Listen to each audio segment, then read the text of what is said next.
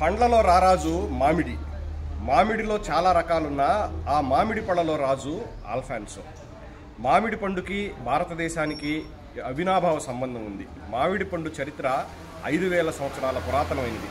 మన సంస్కృతిలో, మన సంప్రదాయంలో మిళితమైపోయిన పండు చెట్టు మామిడి చెట్టు.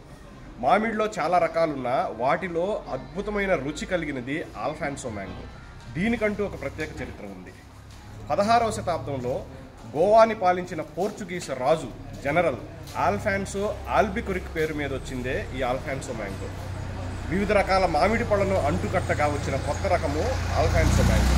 ఆల్ఫాన్సో మ్యాంగో పుట్టుక మహారాష్ట్రలోని పశ్చిమ కనుమల్లో రత్నగిరిలో ఆల్ఫాన్సో మ్యాంగో విరివిగా పండుతుంది. దాని తర్వాత ఆంధ్రప్రదేశ్లోని చిత్తూరు జిల్లా.